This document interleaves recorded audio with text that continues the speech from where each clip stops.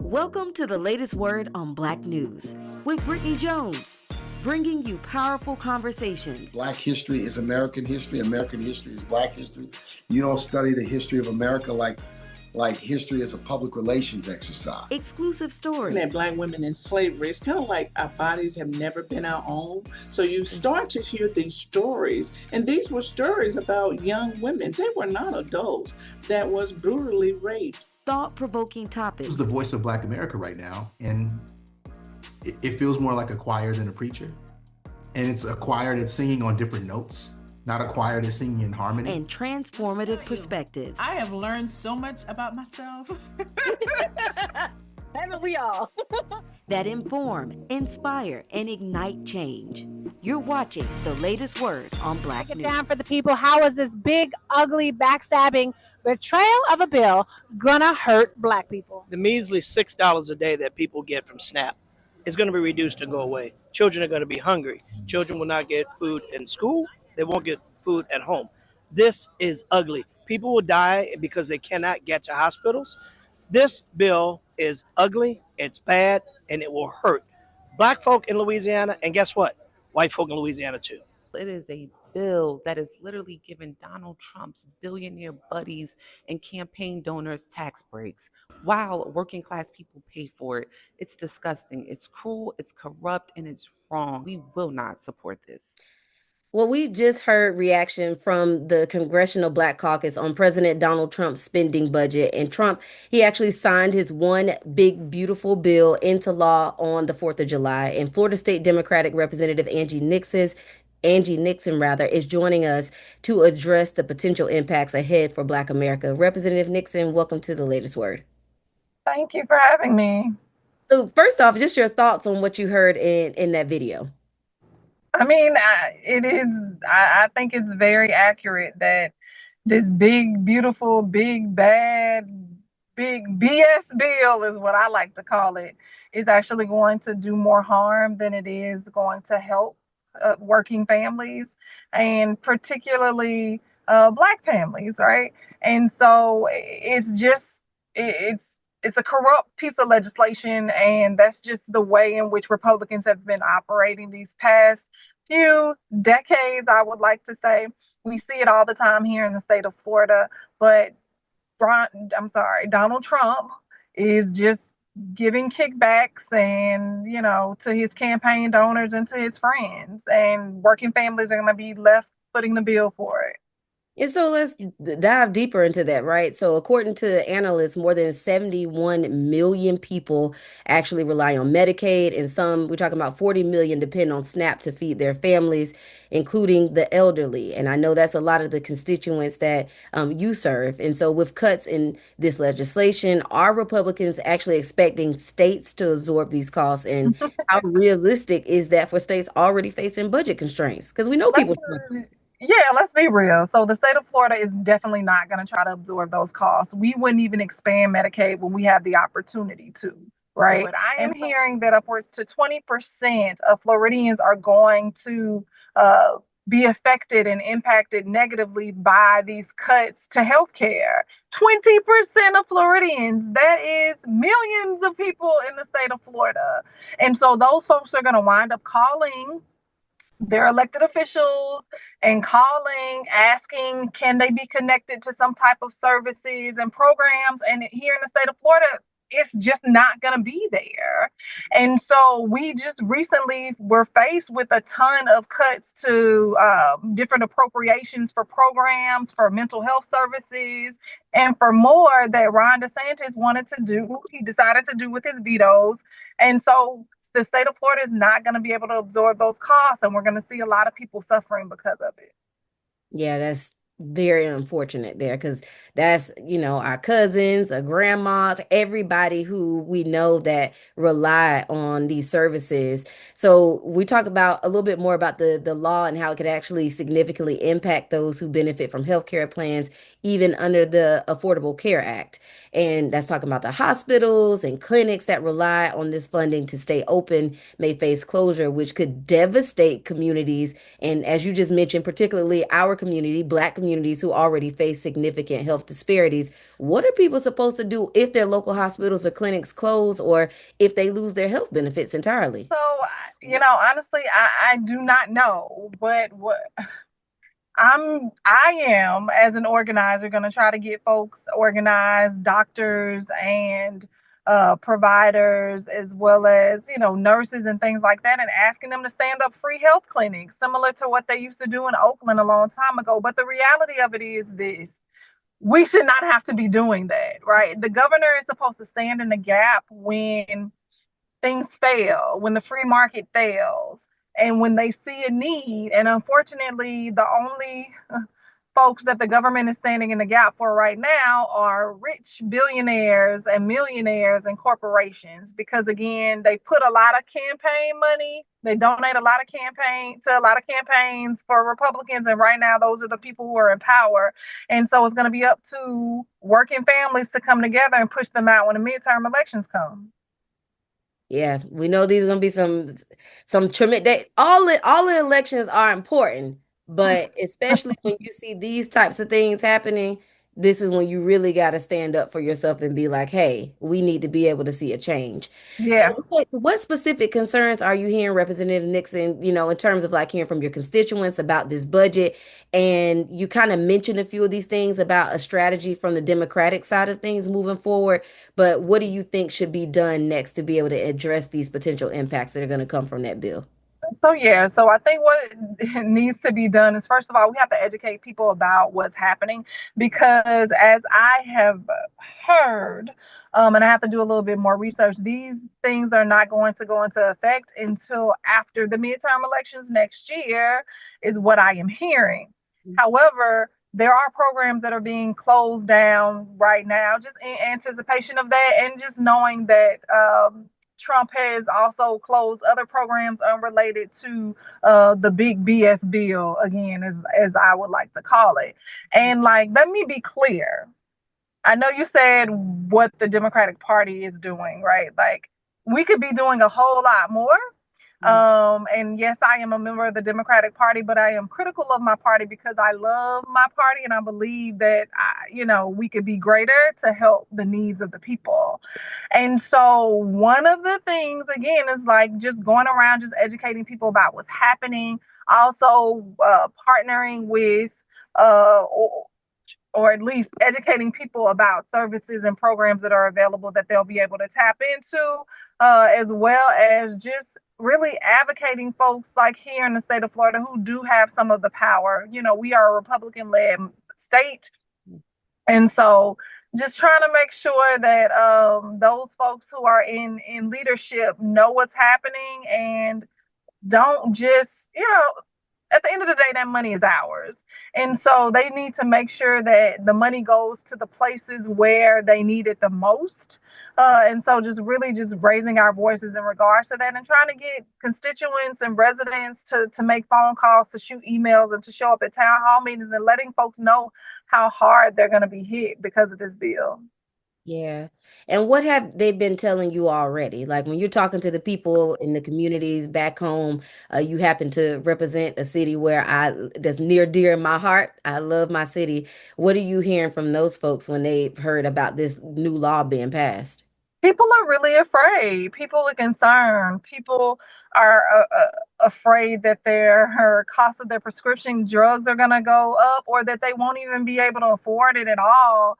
And so that's only going to make some of them sicker, right? Some folks are really nervous about what's going to happen to their parents, right? Some of the seniors.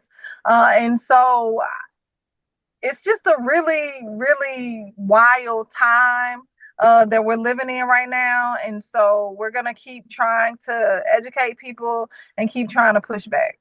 Yeah. I am I have a 4-year-old and I have a bunch of other kids that have went through early childhood education programs. And so I am really concerned about some potential cuts that we're going to see to early childhood education, especially around things like your Head Start programs.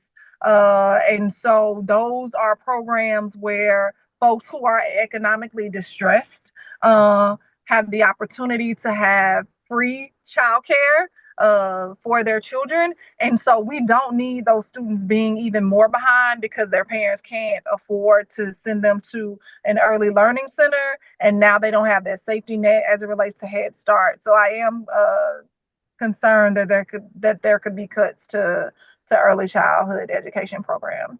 Yeah, I've heard quite a bit of people mention that too. It's like it's interesting to see Representative Nixon that everybody's like, and I can't say everybody, but the Republican Party are taunting this as such a big thing that's going to be exciting. Because I mean, of course, I looked over what's now going to be going into law. They talked about no tax on tips, no tax on overtime.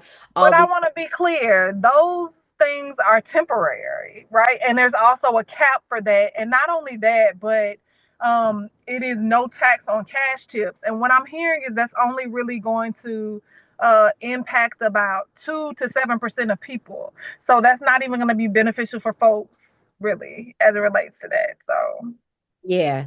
So, and that's the thing. It's like we've heard a number of things that saying like this is what is going to help.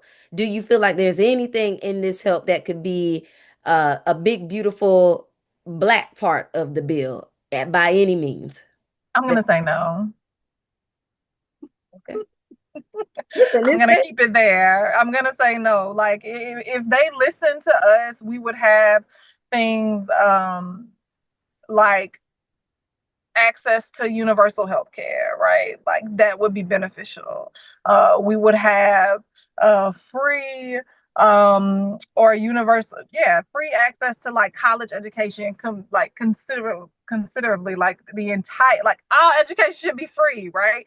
So no, I'm gonna say no. I'm not going to give them any kudos for any parts of that bill because at the end of the day, there are going to be people that are left hurting and who can potentially die because they don't have health care. So I don't see anything positive as it relates to that bill. Mm-hmm. And what about alligator-alcatraz? So I've seen a number of reports, for over the past week about what's been happening.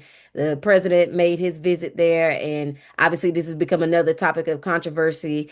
The new detention center in the Everglades that Trump visited and praised last week, you and some other lawmakers actually attempted to visit the site, but were denied access. Can you tell us about that experience and what you were hoping to accomplish? So alligator-alcatraz is just a $400 million taxpayer dollar makeshift internment camp, concentration camp, detention center, whatever word you want to call it.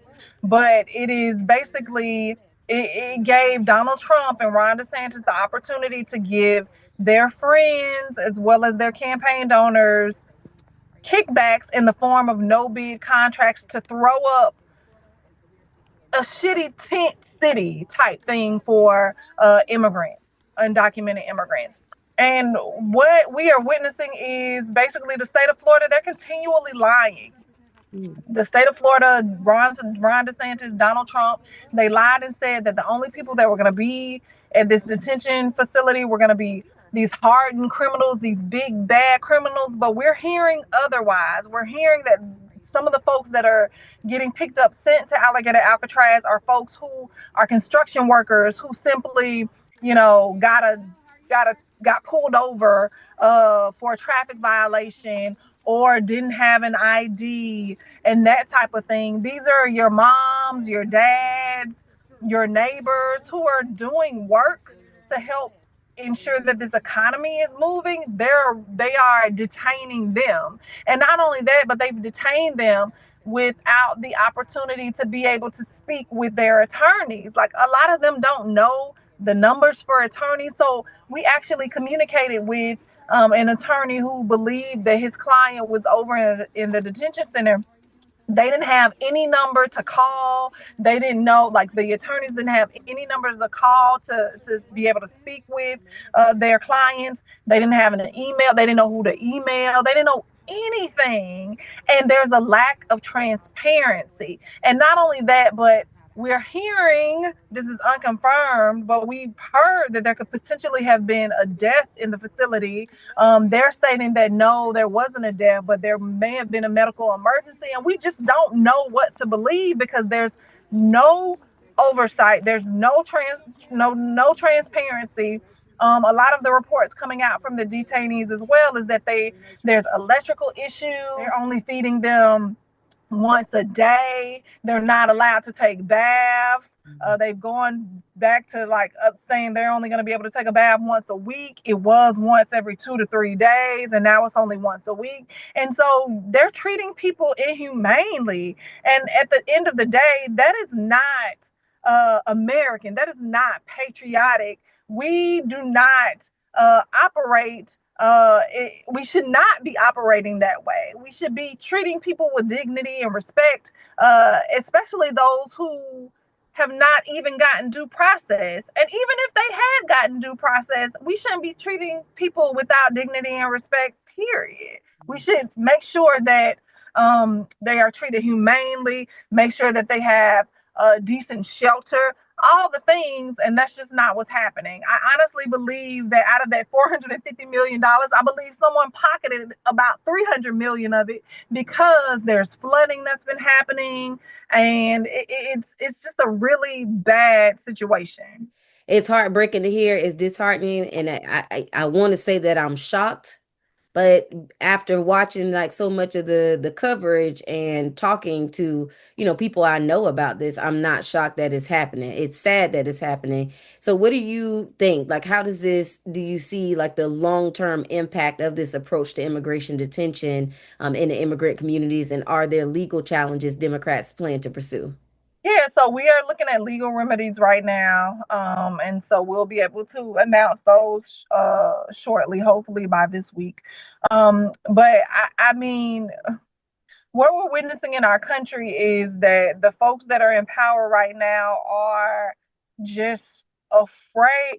I was actually having this conversation earlier. We have never seen people lose their minds this much since the thought of integration came about, right? And so I just see, I'm seeing some of the same reactions that my grandma told me was happening when they were about to start integrating integrating lunch counters and integrating into schools. And so the folks in power are losing their minds because they want to keep power. They want to maintain power and maintain control. They don't want us to have a piece of the real American dream, right?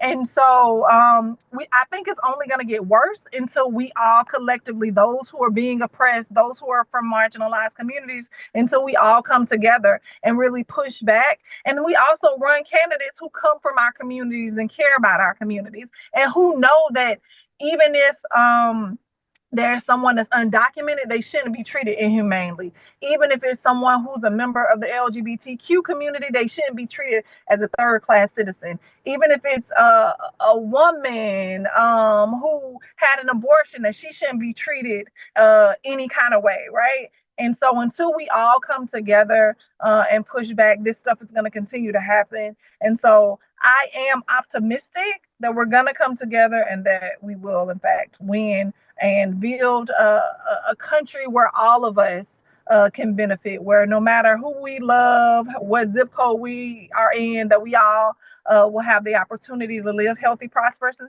safe. And that was going to be my last question to you, too. When people are hearing these from communities across our country or even around the globe, how do we still instill that hope in them, knowing that all of this stuff is happening, but still saying that they can remain optimistic? Yeah, so I just think about the history of my people as a descendant of enslaved folks in this country. I know that my folks had to withstand beatings and lynchings and getting burned and even some of the babies and those who were disabled being fed to alligators, which is one of the reasons that I'm really like disgusted at alligator Alcatraz. But I know what they came out of, right? Like I know that I am my ancestors' wildest dreams, and that there is resilience that runs through my veins, and that like we deserve more, we deserve better. And I damn sure if my people were able to withstand all of that heartache and pain, right? Like we can withstand this and come together and fight back. So Yeah, that's a serious hard on that part. right.